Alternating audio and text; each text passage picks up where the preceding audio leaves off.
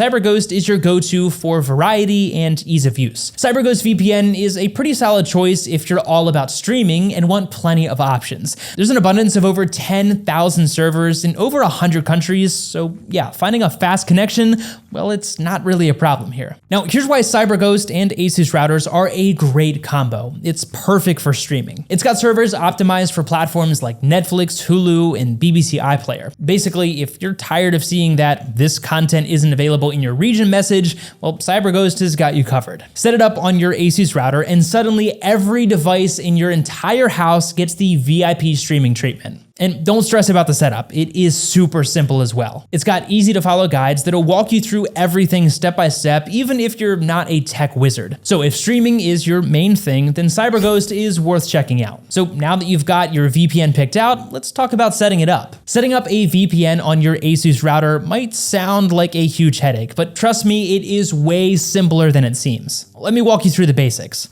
Step 1 is just to log into your router. First things first, open your browser and type router.asus.com or your router's IP address, usually something like 192.168.1.1. This will take you to the router's login page. Don't know your login credentials? Well, check the back of your router or your manual. For most Asus routers, the default username and password are both admin. Step 2 is to find the VPN section. Once you're in, look for the VPN settings in the left-hand menu. Click on it, then select VPN clients, and that's where all the magic happens. Step 3 is to add a new profile. Next, you'll need to add a new profile, so choose OpenVPN, which is the best option for security, then fill in the details, including your username, password, and the server file that you got from your VPN provider. If you're using ExpressVPN, just download the server configuration file from their website and you're good to go. Step 4 is to activate the VPN. After that, just hit activate, give it a few seconds, and just like that, your entire network is now protected by a VPN. Want to double check? Well, run a quick location test to see if your IP has changed.